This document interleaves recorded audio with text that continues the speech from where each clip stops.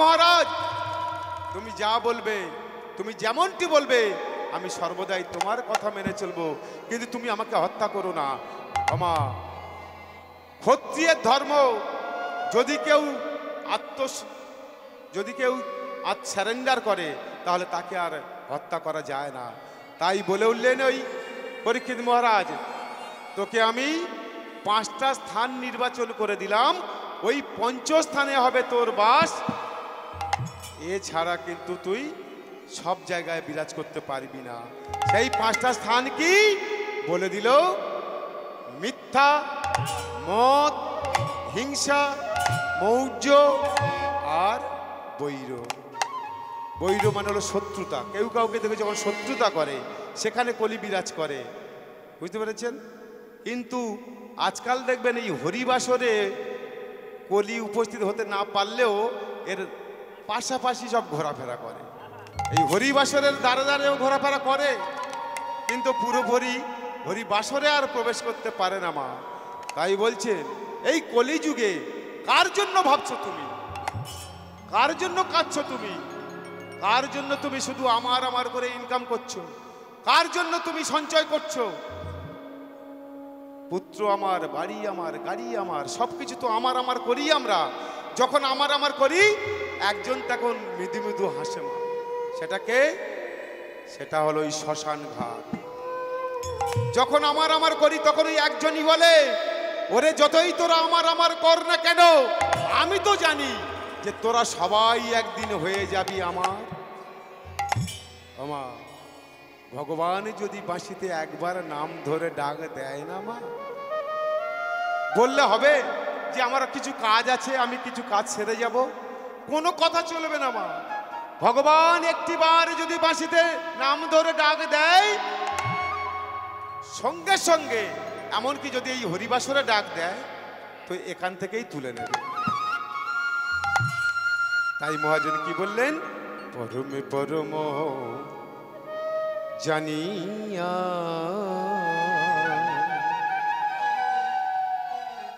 পরমে পরম জানিয়া এসেছি হেথায় তোমারি আগায়। হে দয়াল, আদেশ করিবা মাত্র যাব চলিয়া। পরমে পরম জানিয়া, পরমে পরম জানিয়া, পরমে পরম জানিয়া, পরমে পরম জানিয়া, পরমে পরম জানিয়া। কাম ক্রোধ লোভ মোহে ডরি নাই কভু, আমি দাস অনুদান তুমি যে প্রভু। কাম ক্রোধ লোভ মোহ করি নাই কভু, আমি দাস অনুদাস তুমি যে প্রভু। আর কাম ক্রোধ লোভ মোহে ডরি নাই কভু, আমি দাস অনুদান তুমি যে প্রভু। কাম ক্রোধ লোভ মোহ করি নাই কভু, আমি দাস অনুদাস তুমি যে প্রভু। কারণ অকারণ তোমারি সৃজন,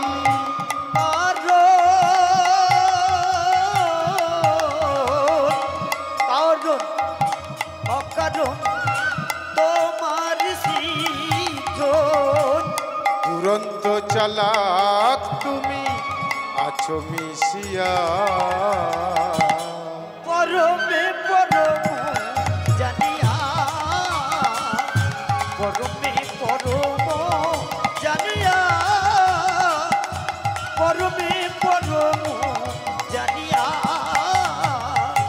পরমে পরম জানিয়া,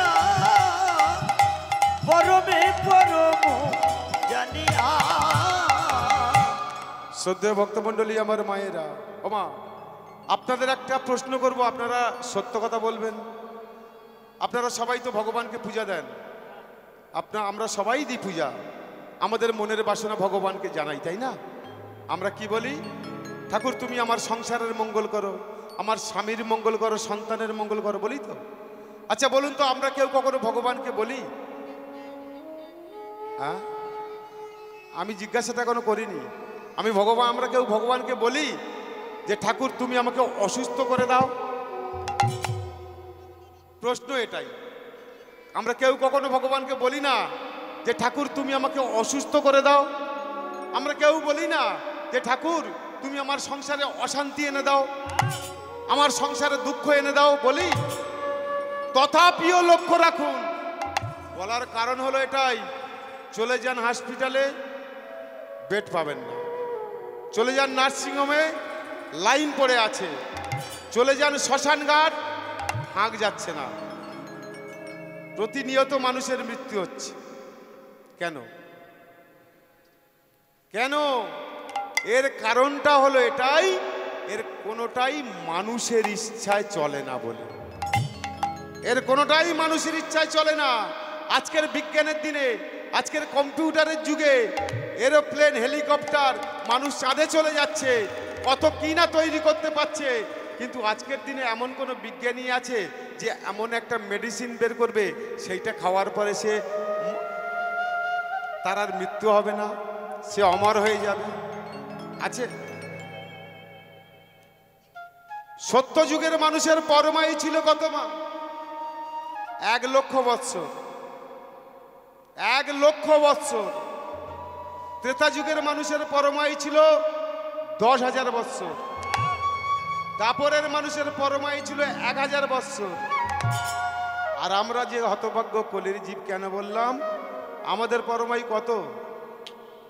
গড় 100, গড়। কিন্তু 100 কজন যায়?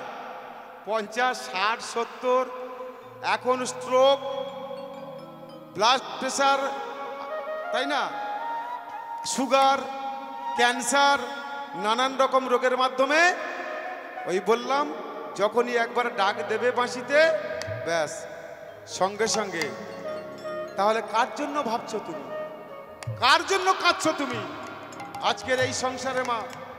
দেখুন, একটা ছোট্ট গল্প বলি। সন্তানের নাম রেখেছে আদর্শ। কেন রেখেছে? তার মনে স্বপ্ন, এই সন্তানকে আমি এমনভাবে মানুষ তৈরি করব যাতে বৃদ্ধ বয়সে একে নিয়ে আমি গর্ব করব। এই সন্তান আমাকে এত সেবা যত্ন করবে, একে দেখে গোটা সমাজ শিক্ষা পাবে। তাই বাবা নিজেকে উজাড় করে, নিজেকে উজাড় করে সন্তানকে পড়াশোনা শেখালো, অনেক দূর, অনেক ডিগ্রি লাভ করলো। ছেলে আস্তে আস্তে বড় হয়ে গেল। বড় হয়ে যাওয়ার পরে ওই ছেলে অনেক বড় মাপের চাকরি পেল। কিন্তু বড় মাপের চাকরি পাওয়ার পরে কি হলো? আদর্শ ছেলে কি তৈরি করতে পারলো? টাকা ইনকাম করার একটা মেশিন তৈরি করেছে মাত্র। অনেক লেখাপড়া শেখালে, অনেক ডিগ্রি পায়, বাস্তব জ্ঞান যদি না তার মধ্যে থাকে, তাহলে তাকে কিন্তু শিক্ষিত বলা যায় না। যতই সে পড়াশোনা করুক, যতই ডিগ্রি অর্জন করুক, সামাজিক জ্ঞান যার না থাকে, সে কখনো শিক্ষিত হতে পারে না মা। ওই ছেলে যখন অনেক বড় ভাবে চাকরি পেল, আর ছেলে পুলে চাকরি পেলে আমাদের দায়িত্ব কি আসে? আগে দায়িত্ব আসে যে এইবার ছেলেটাকে একটা বিয়ে দিতে হবে, তাই না? বাবার কাজ কি? ছেলেকে বিয়ে দিতে হবে। সুন্দরী রমণী দেখে, বনেদি বংশ দেখে একটি সুন্দর মেয়েকে বিয়ে বৌমা করে বাড়িতে নিয়ে আসলো। 3 মাস যাওয়ার পরে শাশুড়ি মারা গেল, মানে ছেলেটার মাটা মারা গেল। মাটা মারা যাওয়ার পরে এইবার ওই যে বৌমারা বাড়িতে ঢোকে না মা,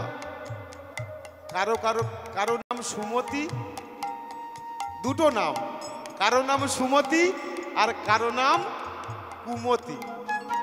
এখানে যে মায়ের আছে সবাই সুমতি, ও নিয়ে কোনো চাপ নেই, ঠিক আছে? কারো নাম কুমতি আর কারো নাম সুমতি। এইবারে দেখুন 3টে মাস পার হওয়ার পরে সঙ্গে সঙ্গে ওই বৌমা রূপ পরিবর্তন করে তার স্বামীকে বলল, শোনো, এই বাড়িতে হয় তোমার বাবা থাকবে, তা না হলে আমি থাকবো। কারণ তোমার বাবাকে আমি আর সহ্য করতে পারছি না। কেন না, বয়স হয়ে গেছে, আমার কাছে শুধু এটা দাও ওটা দাও সেটা দাও, আমাকে শুধু চাপে ফেলে, তাই আমি তোমার বাবাকে মেনে নিতে পারছি না। তোমাকে একটা সিদ্ধান্ত নিতেই হবে, কি করবে সেটা তোমার ব্যাপার। ছেলে বলল, আমি কি করব তুমি আমাকে বলে দাও। তোমার তো অনেক টাকা, তুমি তো প্রচুর টাকা মাইনে পাও, তোমার বাবাকে বৃদ্ধাশ্রমে পাঠিয়ে দাও, বাবাকে বৃদ্ধাশ্রমে পাঠিয়ে দাও। তবে তোমার বাবার যত খরচ খরচা সব বহন করবে, সেখানে বহাল তবিয়তে থাকবে, আর এখানে আমি তুমি শান্তিতে থাকবো। দেখুন, ওই ছেলে কিন্তু স্ত্রীর কথায় ভুলে গেল। বাবাকে গিয়ে যখন বলতে গেল, বাবা, বাবার সঙ্গে সঙ্গে বলে উঠল, রে খোকা, তোর আর কিছু বলতে হবে না, তুই আর বৌমা যখন বলছিলিস সব কথা আমার কানে এসেছে। আর তাহলে তুমি রেডি থাকো, কালকে সকালে আমি তোমাকে বৃদ্ধাশ্রমে পাঠিয়ে দেব। বলে, বাবা, আমার কিছু লাগবে না, পরনে যে ধুতিটা আছে, গায়ে যে গেঞ্জিটা আছে, কাঁধে যে গামছাটা আছে, এটাই নিয়ে আমি আমার বাকি জীবনটা কাটিয়ে দিতে পারবো। না বাবা, তুমি কিছু চিন্তা করো না, প্রত্যেক মাসে মাসে তোমাকে আমি অনেক করে টাকা পাঠিয়ে দেব, তুমি ওখানে রাজার হালে থাকবে। বলে উঠল, ওরে খোকা, তোর একটা টাকাও আমার আর লাগবে না, তোর একটা টাকাও লাগবে না, তুই আমাকে কালকে বৃদ্ধাশ্রমে দিয়ে আয়, আমি আমার বাকিটা জীবন ওই বৃদ্ধাশ্রমেই কাটিয়ে দেব। ছেলে চলে যাওয়ার পরে বিছানায় পড়ে ডুকরে ডুকরে কাঁদে আর বলে, ওগো তো এমন, সারাটা জীবন আমি তোমার নাম করেছি, সারাটা জীবন আমি তোমায় ডেকেছি, কোন পাপের ফলে তুমি আমাকে এই শাস্তি দিলে? এই যে বসত বাড়ি, এটা আমার কাছে বাড়ি নয়, এটা আমার কাছে মন্দির। নিজে হাতে তিল তিল করে নিজের ফোঁটা ফোঁটা রক্ত দিয়ে এই বাড়ি, এই মন্দির আমি তৈরি করেছি, আর যে মন্দিরে আজকে আমার থাকার মতো কোনো অধিকার নেই, এখান থেকে আমার চলে যেতে হবে আগামীকাল। তাই বলে উঠল, কোথায় এমন, এই বাড়ি ছেড়ে বেরিয়ে যাওয়ার পূর্বে তুমি আমায় মৃত্যু দাও দয়াময়, তুমি আমায় মৃত্যু দাও দয়াময়, তুমি আমায় মৃত্যু দাও। আর চিৎকার করে বলে উঠল, আধার যাবি,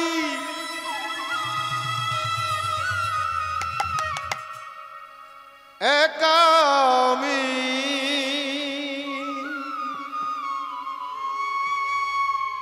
খুঁজি গো তোমার,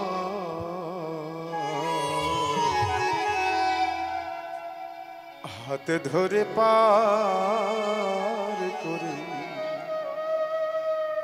নিও গো আমার দয়া, হাতে ধরে পার করে নিও গো আমার। আধার যাবি একা আমি খুঁজি গো তোমার, হাত ধরে পার করে নিও গো আমার দয়াল, হাত ধরে পার করে নিও গো রাধা রমন মদন মোহন ওহে গিরি ধারি, অহরহ বংশীর ধ্বনি শুনি গো তোমারি। রাধারমন মদন মোহন ওহে গিরিধারী, অহরহ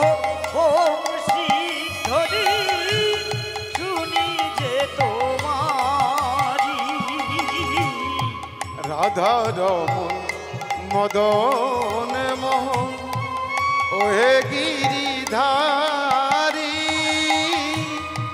অহরহ বংশীধ্বনি শুনি গো তোমারি। রাধার মদন মোহন ওহে গিরিধারী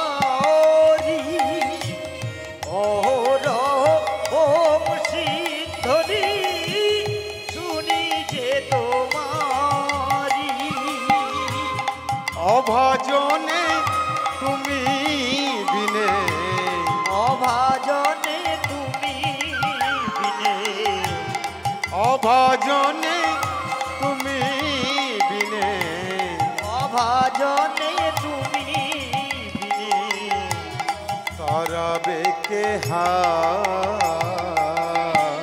হাত ধরে পার করে দিও গো আমার দয়াল। হাত ধরে পার করে দিও গো আমার। শ্রদ্ধা ভক্তমণ্ডলী, আমার মায়েরা, আমা এই সংসারে আত্মীয় স্বজন পরিবার পরিজন বর্গ সন্তান সন্ততি পিতা মাতা আমাদের মাত্র দুদিনের পরিচয়, দুদিনের পরিচয়। কিন্তু দেখবেন যখন আমরা চলে যাব সঙ্গের সাথী তো কেউ হবে না। কে হবে সঙ্গের সাথী? একমাত্র দিনের বন্ধু দয়াল হরি। তাই মহাজন কি বললেন? পিতা মাতা ভগ্নী ভ্রাতা দুটি দিনের দেখা, শেষের দিনে স্বজন বিনে যেতে হবে একা। পিতা মাতা ভগ্নী ভ্রাতা দুটি দিনের দেখা, শেষের দিনে স্বজন বিনে যেতে হবে একা। পিতা মাতা ভগ্নী ভ্রাতা দুটি দিনের দেখা, শেষের দিনে স্বজন বিনে যেতে হবে একা। পিতা মাতা ভগ্নী ভ্রাতা দুটি দিনের দেখা, শেষের দিনে স্বজন বিনে যেতে হবে একা। ও চরণে ভক্ত গণে ও চরণে ভক্ত জনে পাই জানি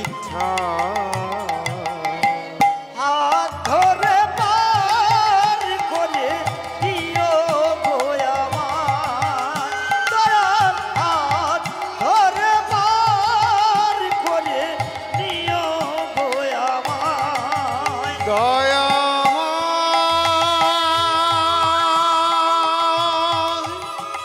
ও গো করুণা ও গো দয়াম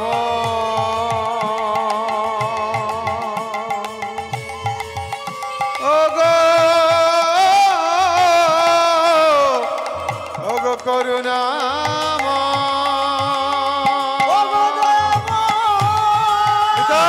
গৌর হরিবল হরিবল। ও গো দয়াময় একবারে কৃপা করে তোমার ওই চরণে ঠাঁই দাও। আমা সকালবেলা সন্তান গেল বাবাকে নিয়ে বৃদ্ধাশ্রমে রাখতে। যখন বাড়ি থেকে দুয়ারটা পার হবে বাবার হৃদয়খানা যেন দুমড়ে মুচড়ে শেষ হয়ে যাচ্ছে, চোখের জলে মুখ ভেসে যাচ্ছে, কিন্তু কোনো উপায় নেই, তাকে যেতেই হবে। তাই তো যখন বের হয়ে চলে গেল বৃদ্ধাশ্রমে বাবাকে রেখে দিয়ে ওই সন্তান ফিরে আসছে, হঠাৎ বাড়ি থেকে ফোন গেল, তোমার বাবাকে রেখে দিয়ে তুমি চলে এসছো। বলে হ্যাঁ। বলে আবার তুমি বৃদ্ধাশ্রমে ফিরে যাও। কেন? না ওই বৃদ্ধাশ্রমের ম্যানেজারকে বলে আসবে তোমার বাবাকে যেন যখন তখন ছুটি না দেয়, আর তোমার বাবা যেন যখন তখন বাড়িতে চলে না আসে। আমাদের যখন দরকার হবে আমরা গিয়ে নিয়ে আসব। ছেলে আবার তার স্ত্রীর কথা মতো বৃদ্ধাশ্রমে চলে গেল। কিন্তু বৃদ্ধাশ্রমের মধ্যে প্রবেশ করে ওই সন্তান চমকে উঠেছে। যে চেয়ারটায় ম্যানেজার বসেছিল তার বাবা গিয়ে ওই চেয়ারটায় বসেছে, আর ম্যানেজার দূরে একটা টুলের ওপরে বসে আছে। ছেলেটা গিয়ে যখন ম্যানেজারকে জিজ্ঞাসা করলো, ম্যানেজার সাহেব, আমার বাবা আপনার চেয়ারে আর আপনি এখানে দূরে বসে আছেন, আপনি কি আমার বাবাকে চিনতেন? ম্যানেজার বলছে, বাবা আমি ভাবছি আর আমি বসে বসে শুধু কাঁদছি। কেন জানো? কারণটা হলো এটাই, যাকে তুমি বাবা বাবা বলে ডাকছো ওটা তোমার বাবা নয়, ওটা তোমার বাবা নয়। আজকের তুমি যাকে বৃদ্ধাশ্রমে দিয়ে গেলে ওই ব্যক্তি, আমাদের এখানে বৃদ্ধাশ্রম যেমন আছে, পাশে আমাদের অনাথ আশ্রম আছে। ওই ব্যক্তি আজ থেকে 25 বছর পূর্বে এই অনাথ আশ্রম থেকে তোমাকে নিয়ে গিয়ে ওরা মানুষ করেছে, তোমাকে সন্তান রূপে মানুষ করেছে। আর যে ব্যক্তি তোমাকে অনাথ আশ্রম থেকে নিয়ে গিয়ে আজকে তোমাকে এত মানুষের মতো মানুষ করে দিল, সেই ব্যক্তিকে তুমি আজকের বৃদ্ধাশ্রমে দিয়ে গেলে। নিতাই গৌর হরিবল হরিবল হরিবল। বাবা তোমাকে অনেক পড়াশোনা শিখিয়েছে কিন্তু তোমাকে মানুষ করতে পারেনি। আর যদি প্রকৃত মানুষ তুমি হতে, তোমার স্ত্রীর কথা, তোমার বাবাকে যে তোমাকে এত বড় মানুষ করলো, এত মানুষের মতো মানুষ করলো, তাহলে উপযুক্ত মানুষ করতে পারেনি। পারলে তুমি স্ত্রীর কথা তোমার বাবাকে দিয়ে যেতে পারতে না।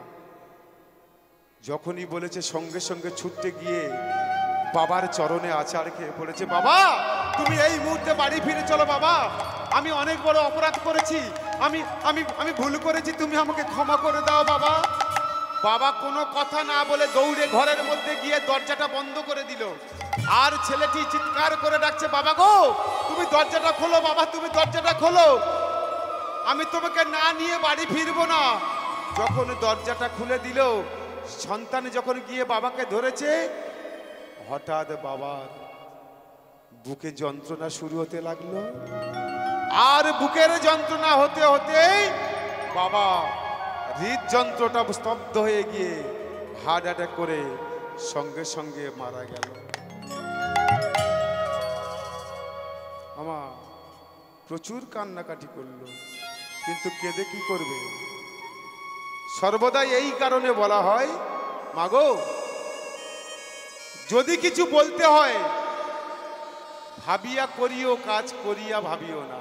মুখের কথা একবার বের হয়ে গেলে, বন্দুক থেকে গুলি বেরিয়ে গেলে যেমন আর তাকে ফিরিয়ে আনা যায় না, ঠিক তদ্রূপ মুখের কথা বার হয়ে গেলে আর সেই মুখের কথা আর ফিরিয়ে আনা যায় না।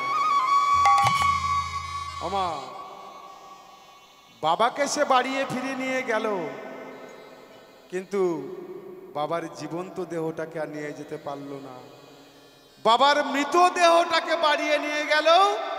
বাবার সৎকার্য সমাধা হলো, ওই স্ত্রীকে বাড়ি থেকে বের করে দিল।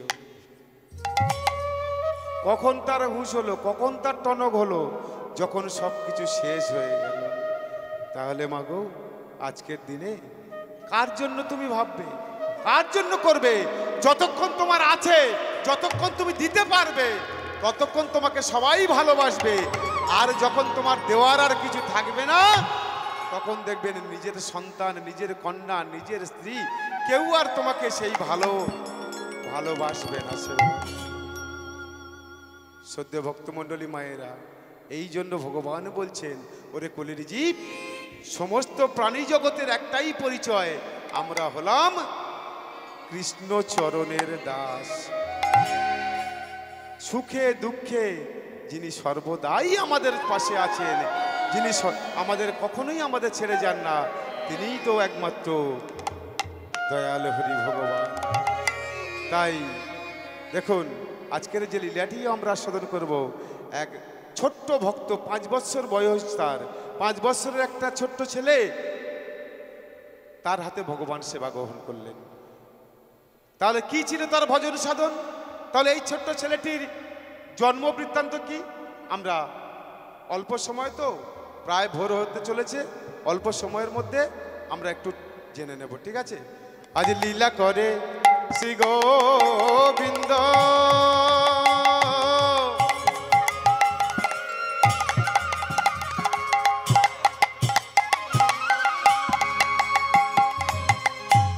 শ্রী মধুসূদন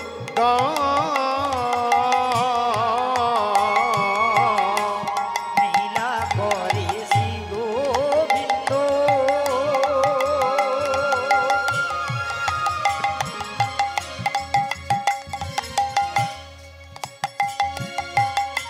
শ্রী মধুসূদন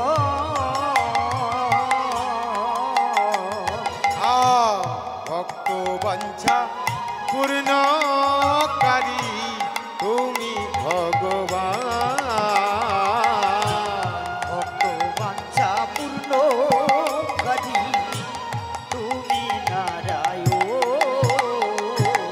আর ভক্ত বাঞ্ছা পূর্ণকারী তুমি ভগবান,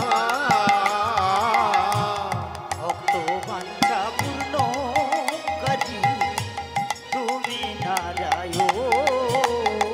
আজ ভক্ত গণে ডাকে তোমায়, ভক্ত গণে ডাকে তোমার, আজ ভক্ত গণে ডাকে তোমায়, ভক্ত গণে ডাকে তোমার, কৃপা করো হে দয়াময়, ভক্ত গণে ডাকে তোমার, কৃপা করো হে দয়াময়, ভক্ত গণে ডাকে আজ তোমার, কৃপা করে হে দয়াময়, ভক্ত গণে ডাকে তোমার, ভক্ত গণে হৃদয় গৌর হরি বল হরি বল হরি বল। ভক্ত গণে ডাকে তোমার।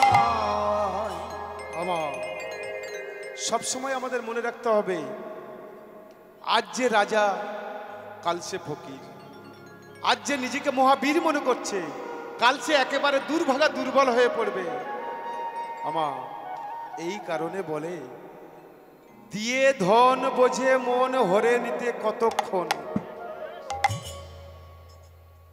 কিছু পেলাম কিছু করলাম অহংকারে ফেটে পড়লাম, দুদিন পরে দেখবেন সর্বশান্ত আর কিছু নেই।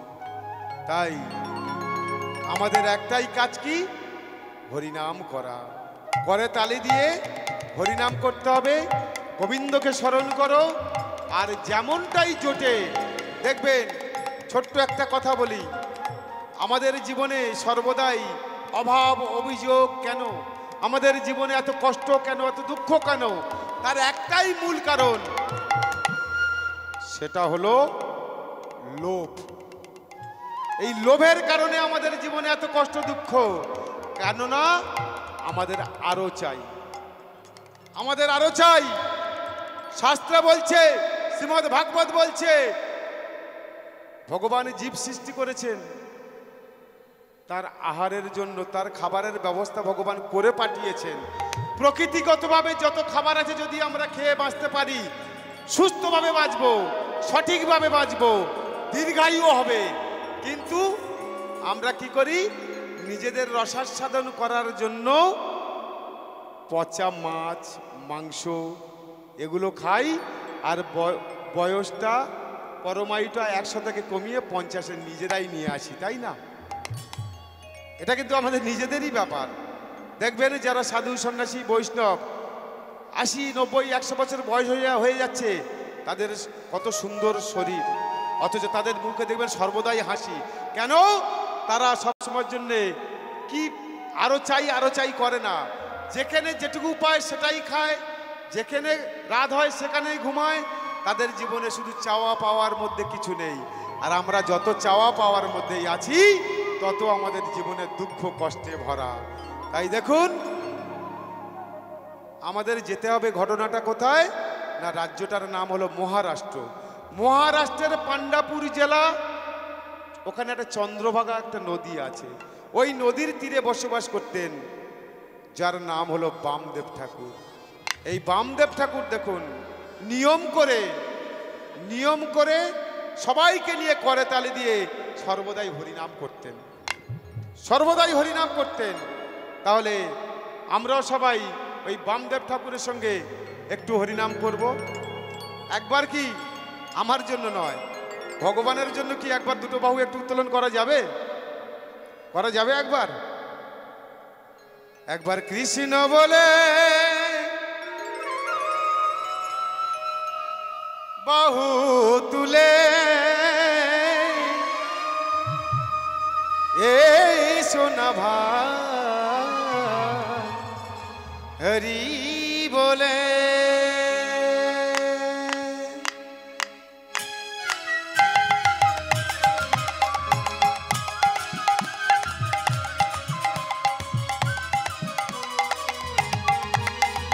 কৃষ্ণ বলে বাহু তুলে, একবার কৃষ্ণ বলে বাহু তুলে এসো না ভাই হরি বলে।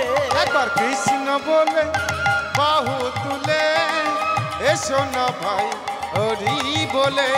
কৃষ্ণ বলে বাহু তুলে, একবার কৃষ্ণ বলে বাহু তুলে এসো না ভাই হরি বলে।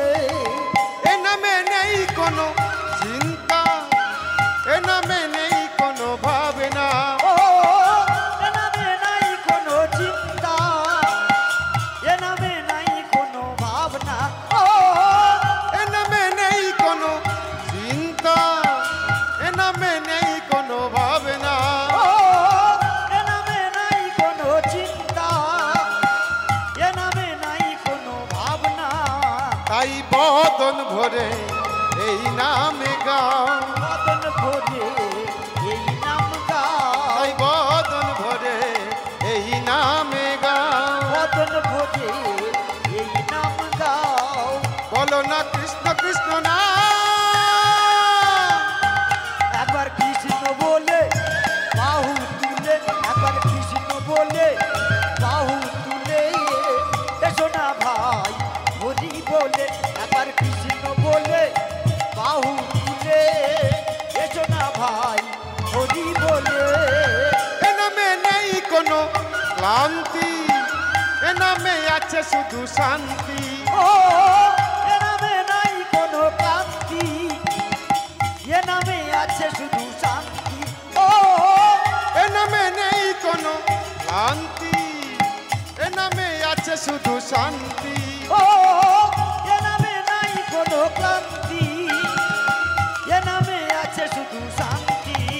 তাই বদন ভরে এই নামে গাও, বদন ভরে এই নাম গাও, বদন ভরে এই নামে গাও। বদন ভরে এই নাম গাও। বলো না কৃষ্ণ কৃষ্ণ না,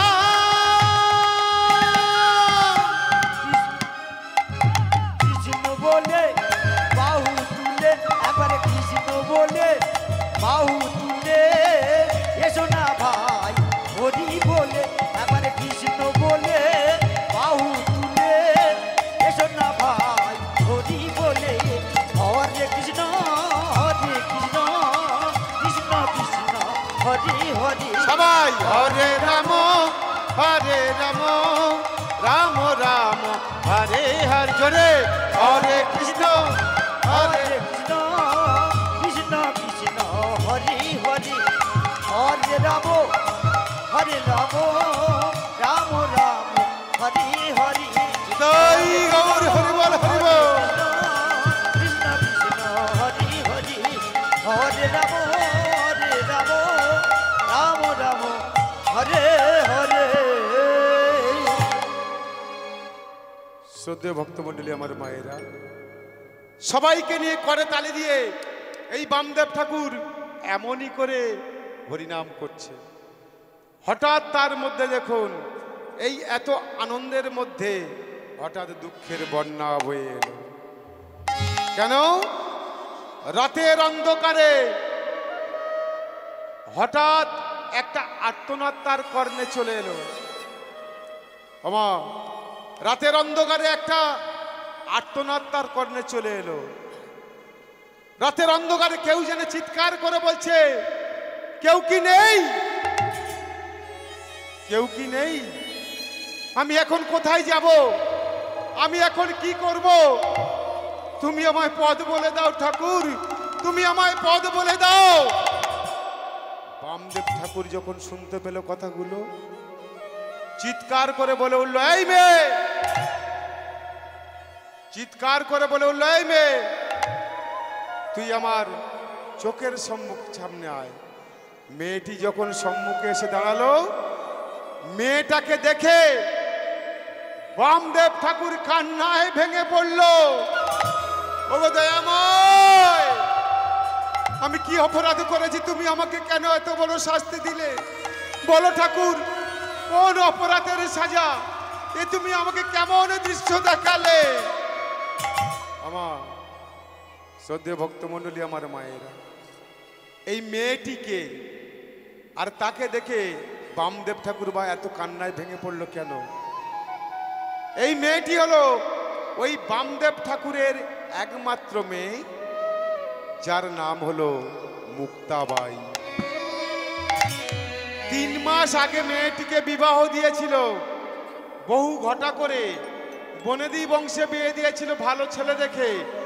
কিন্তু 3 মাস পরে রাতের অন্ধকারে মেয়েটি কাঁদতে কাঁদতে বাপের বাড়িতে ফিরে এলো। কেমন রূপে? বৈধব্য বেশ ধারণ করে। বৈধব্য বেশ ধারণ করে মেয়েটি বাপের বাড়িতে ফিরে এলো। বামদেব বলে উঠল, ওরে মা, তোর এমন অবস্থাটা হলো কেমন করে? তোর স্বামীটা মারা গেল কেমন করে? মেয়েটি বলে উঠল, বাবা গো, আমার স্বামী সাপের কামড়ে মারা গেছে। আর আমার শ্বশুর বাড়ির লোকজন আমার নামে বদনাম দিয়ে, আমার নামে কলঙ্ক দিয়ে আমাকে বলছে আমার জন্য নাকি আমার স্বামী মারা গেছে, তাই আমাকে বাড়ি থেকে বের করে দিয়েছে। বলো বাবা, বলো এখন আমি কোথায় যাব? এখন আমি কি করব? মেয়েটির চোখের জল মুছিয়ে দিল। একমাত্র মেয়ে বুকে টেনে নিল, বলে উঠল, ওরে মা, আজ থেকে তুই আর চোখের জল ফেলবি না। কেন জানিস? তুই চোখের জল ফেলছিস তোর স্বামীর জন্য। তোর স্বামী মারা গেছে বলে তুই চোখের জল ফেলছিস। আজ থেকে আমি তোকে স্বামী দিয়ে দিলাম। ইহ জগতে সবাইয়ের স্বামী একদিন না একদিন মারা যায়, কিন্তু আমি তোকে এমন স্বামী দিলাম যার জীবনে কখনো মৃত্যু হবে না। সেটা হলো জগতের স্বামী জগন্নাথ। মেয়েটি বুঝলো। শ্রদ্ধেয় ভক্তমণ্ডলী, আমার মায়ের, আমার বিয়ে করে স্ত্রীকে বাড়ি আনলে শুধু পৌরসত্ব দেখানো যায়, শুধু স্বামী হওয়া যায়? শাস্ত্রে বলছে স্বামীকে, যিনি জগৎকে রক্ষা করেন তিনিই স্বামী। স্বামীকে, যিনি ইন্দ্রিয়কে জয় করেছেন তিনিই স্বামী। তিনি কে? নয়ন পথগামী, জীবন পথগামী,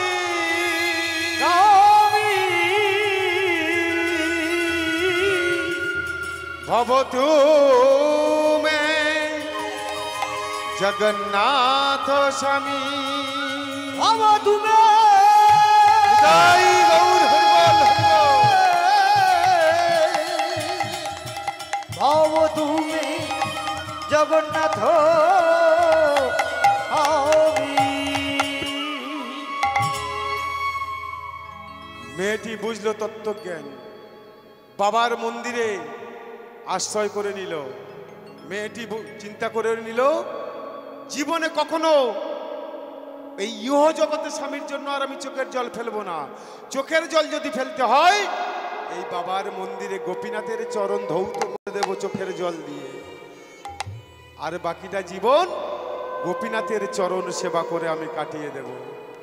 তাই কি করে প্রত্যেক দিন নিজ করে ফুল তুলে মালা গেথে গোপীনাথের গলায় পরিয়ে দেয়, আর বলে ওঠে, ওগো গোপীনাথ, এই জগতের সংসারে আমার তো আর কেউ নেই, তুমি আমার ইহকাল, তুমি আমার পরকাল, তুমি আমার সবকিছু, আমার জীবন যৌবন দেহ মন প্রাণ সবকিছু আমি তোমার চরণে সঁপে দিলাম।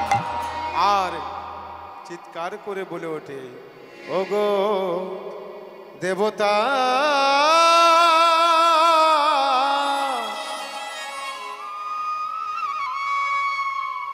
ব্যথা হারিম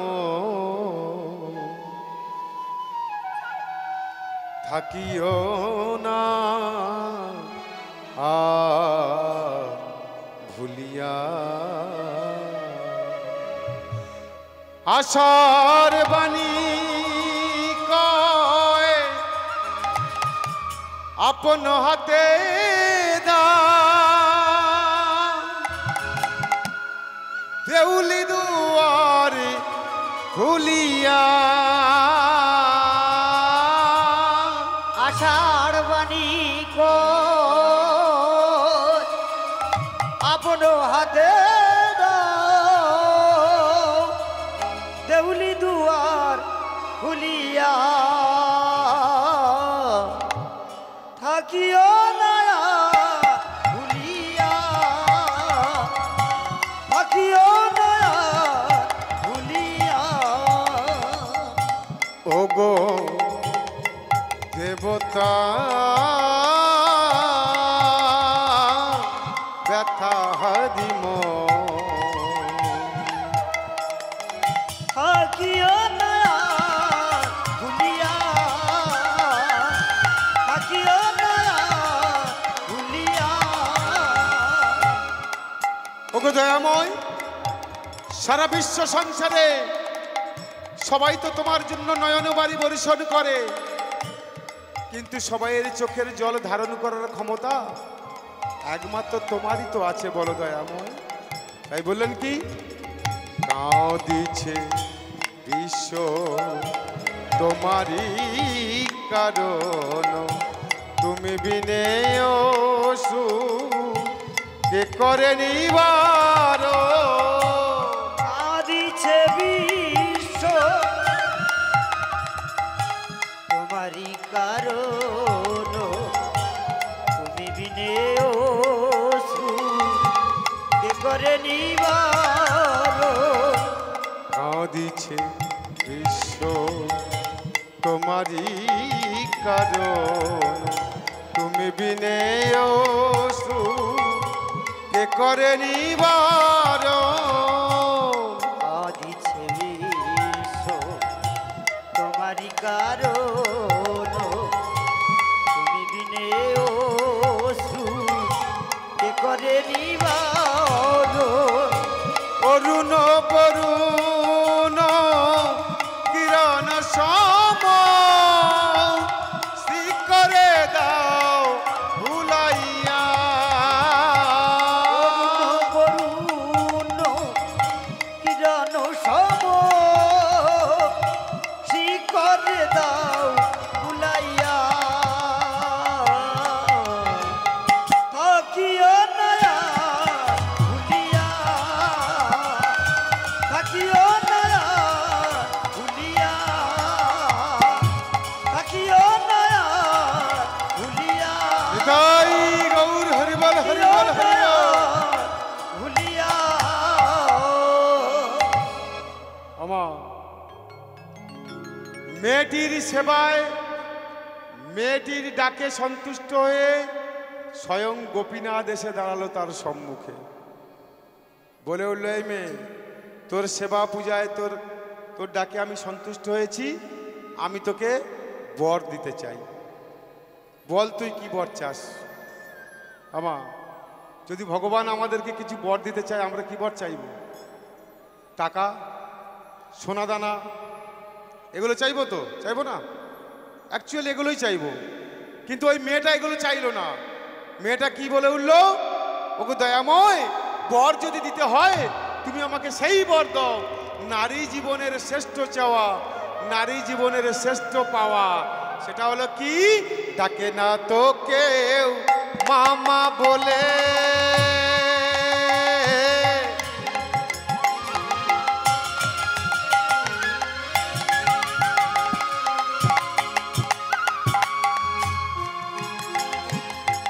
ডাকে না তো কেউ মামা বলে, আমি হাসি যে নয়ন জলে,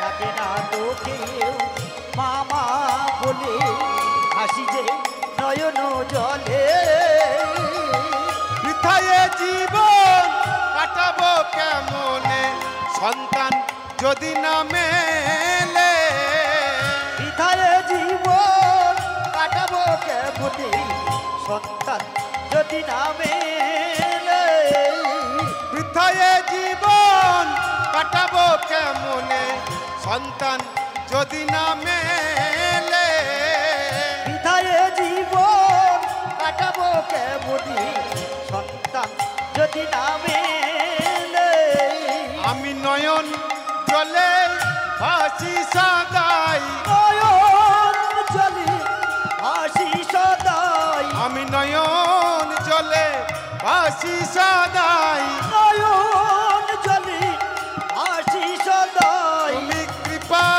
করো হে দয়াময়, নয়ন জলে হাসি সদাই, কৃপা করো হে দয়াময়, নয়ন জলে হাসি সদাই, তুমি কৃপা করো, নিতাই গৌর হরি বল হরি বল। নয়ন জলে হাসি সদাই, কৃপা করো হে দয়াময়, নয়ন জলে হাসি সদাই, নয়ন জলে হাসি সদাই।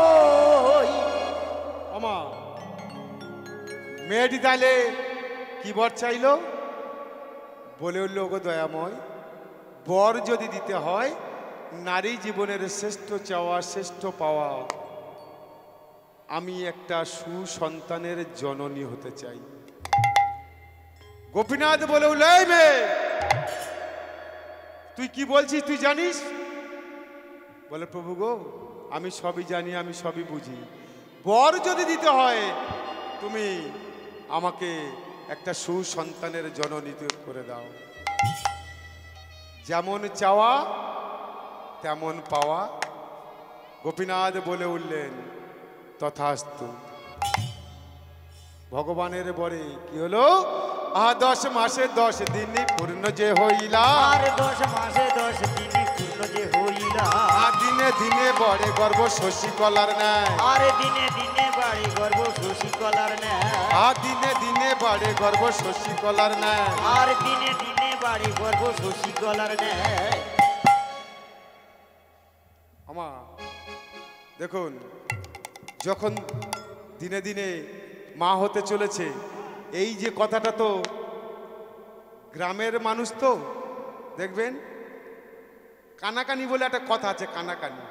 যদিও আমাদের এখানকার মায়ের ওসব কানাকানি মানে ঝামেলা যায় না, তাই না, অন্য অন্য দিকে হয় শুনেছি।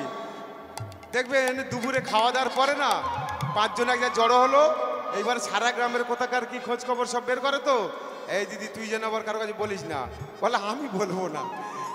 এ 5 জনকে গিয়ে বললো, ওই 5 জন 25 জনকে বললো, ওই 25 জন আরো 125 হয়ে গেল, এইভাবে গোটা গ্রাম হয়ে গেল, গোটা গ্রাম হয়ে গেল। কি হলো, দিনে দিনে বাড়ে গর্ব শশী কলার ন্যায়, আর দিনে দিনে বাড়ি গর্ব শশী কলার ন্যায়। আরে মুক্তাবাইয়ের বাসনা পূরণ হলো তাই, আজ মুক্তাবাইয়ের বাসনা পূর্ণ হলো তাই, আর মুক্তাবাইয়ের বাসনা পূরণ হলো তাই, আজ মুক্তাবাইয়ের বাসনা পূর্ণ হলো তাই। তাই আনন্দ ধরে না, আনন্দ ধরে না, তাই আনন্দ ধরে না, আনন্দ ধরে না, আর মুক্তাবাইয়ের বাসনা পূরণ হলো তাই। আর মুক্তাবাইয়ের বাসনা পূর্ণ হলো তাই, আজ মুক্তাবাইয়ের বাসনা পূর্ণ হলো তাই। আমা ওই কানাকানির মাধ্যমে সবাই জেনে গেল, গ্রামের মোড়ল মশাই জেনে গেল, পুরোহিত মশাই জেনে গেল, সবাই জেনে গেল। এবার গ্রামের মোড়ল মশাই পুরোহিতকে ডেকে বলছে, ও পুরোহিত মশাই শোনো, আরে আমাদের এই বামদেব ঠাকুরের মেয়েটার খবরটা শুনেছো? বলে হ্যাঁ শুনেছি তো, কিন্তু তুমি আর আমি দুজন কি বলবো বলো? বলে না দুজন নয়, সারা গাঁয়ের সবাই মিলে দল বেঁধে যাব, কারণ এর বিদ একটা করতে হবে। সব সময় বাড়িতে বসে হরি হরি করে, আর তার মেয়েটা কিনা ছি ছি ছি ছি, লজ্জায় মাথা কাটা যাওয়ার কথা।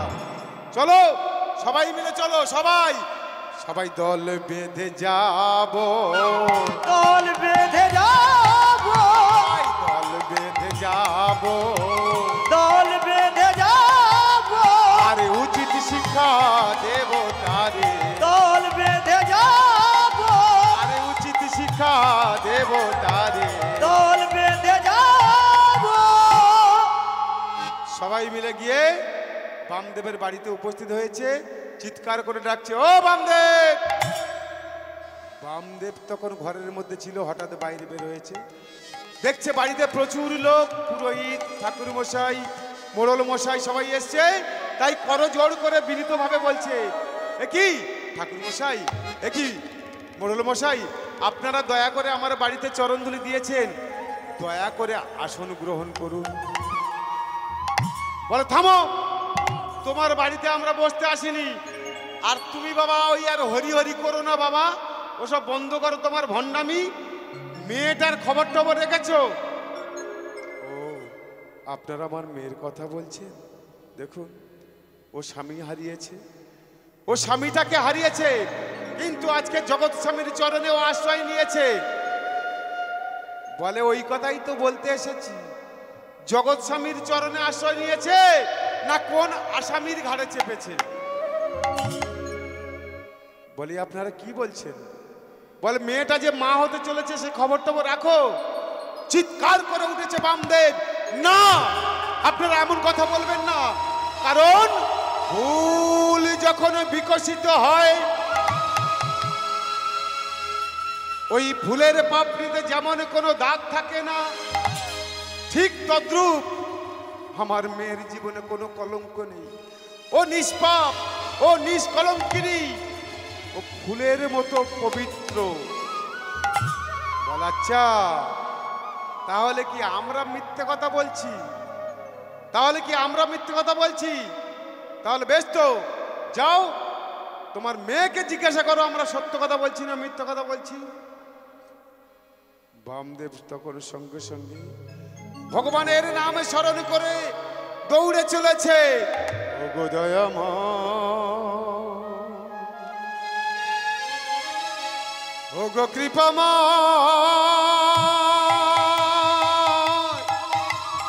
ওগো করুণাময়, জয় গৌর হরিবল হরিবল। দয়াময়, ওগো ওগো দিনের বন্ধু দয়াময়। আমা বামদেব দৌড়ে চলেছে মন্দিরের দিকে, আর মুক্তাবাই তখন মন্দিরে ভগবানের চরণে নয়ন জল পরিশোধ করে বলছে, দয়াময় আমার জীবন যৌবন দেহ মন প্রাণ সবকিছু তোমার চরণে তো সঁপে দিলাম, এই জগৎ সংসারে তুমি ছাড়া তো আমার কেহ নেই, তুমি তো জগৎ স্বামী, তাই তোমার চরণে আমাকে ঠাঁই দিও প্রভু, তোমার চরণে ঠাঁই দিও। আর কি বলে, প্রাণ রমন হৃদিভূষণ হৃদয় রতন স্বামী। প্রাণ রমণ গিরিভূষণ হৃদয় রতন স্বামী। প্রাণ রমণ গিরিভূষণ হৃদয় রতন স্বামী। আমার অন্তরে বাহিরে নিরখিত মারি মন মাফি অন্তর জানে। প্রাণ রমণ গিরিভূষণ হৃদয় রতন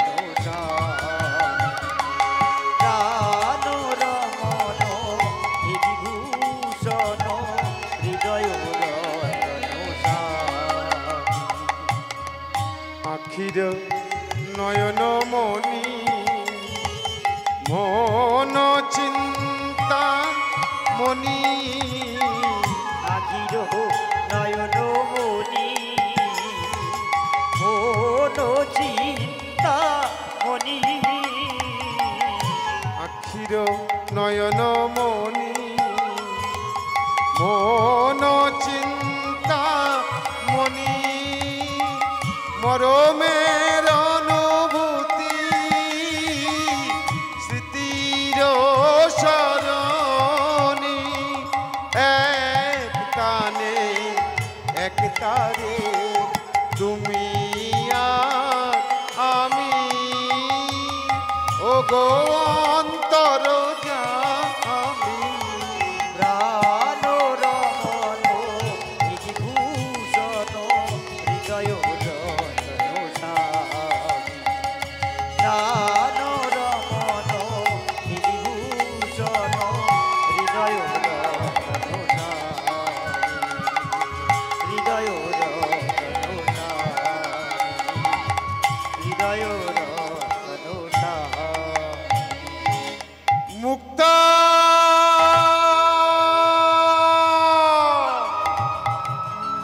মুক্তা মুক্তা বলে ডাকতে ডাকতে বামদেব ঠাকুর যখন মন্দিরে পৌঁছেছে, মুক্তাবাই বের হয়ে বলছে, বাবা গো তুমি এমন করে কেন ডাকছো? তুমি হন্তদন্ত হয়ে আমাকে কেন এমন করে ডাকছো? কি হয়েছে বাবা তুমি আমায় বলো। সঙ্গে সঙ্গে বলে উঠল, ওরে মুক্তা, তোর মধ্যে যদি এত কামনা বাসনা ছিল, তোর মধ্যে যদি এত লোভ ছিল, তুই তো আমাকে বলতে পারতি যে আমি তোকে আবার বিবাহ দিতাম। কিন্তু তুই কেন শুধু শুধু আমার গোপীনাথের নামে কালিমা লেপন করলি? তুই কেন শুধু শুধু এই বৈষ্ণব কুলে কালিমা লেপন করলি? বল মুক্তা বল, তোর এই ঘটনার জন্য যে দায়ী তার নামটা তুই আমাকে বল, তার নামটা তুই আমাকে বল। কে সেই ব্যক্তি, তার নামটা তুই আমাকে বল। শ্রদ্ধেয় ভক্তমণ্ডলী, আমার মায়েরা, ওমা, ভগবান যদি কখনো আপনাদের স্বপ্নে দর্শন দেয়, সেই কথা কাউকে বলবেন না, তাহলে অনেক বড় ক্ষতি হয়ে যেতে পারে। এবং তাহলে যদি স্বপ্নে দর্শন দেয়, সেই তার কোনো ফল পাওয়া যায় না। তাই মুক্তাবাই তার গর্ভের সন্তান যে গোপীনাথের দান, ভগবানের দান, তার বাবাকেও বলল না। বারে বারে জিজ্ঞাসা করা সত্ত্বেও যখনই বলল না, তখনই বামদেব ক্রোধান্বিত হয়ে বলে উঠলেন, মুক্তা, তুই আমার মেয়ে হয়ে তুই যে অপকর্ম করেছিস, আমি তোর মুখ দর্শন করতে চাই না। আমি চাই এই মুহূর্তে তুই আমার সম্মুখ থেকে দূর হয়ে যা, দূর হয়ে যা, দূর হয়ে যা।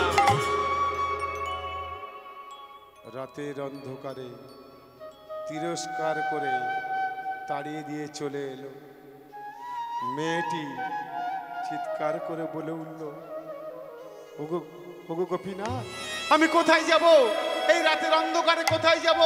তুমি আমায় পথ বলে দাও দয়াময়, তুমি আমায় পথ বলে দাও। তাই রাতের অন্ধকারে ছুটতে ছুটতে চলেছে, কোথায় যাবে সে নিজেই জানে না। আর এদিকে বামদেব ঠাকুর বাড়িতে বসে ভগবানকে ডেকে বলে উঠল, গো দয়াময়, একমাত্র আমার সম্বল, আমার জীবনের একমাত্র অবলম্বন আমার কন্যা, তাকেও আমি বাড়িতে তাড়িয়ে দিলাম। এখন আমি কি নিয়ে থাকবো বলো দয়াময়, এখন আমি কি নিয়ে থাকবো? তাই মহাজন বললেন কি, কাল বৈশাখী ঝড়ো হাওয়া উথাল পাথাল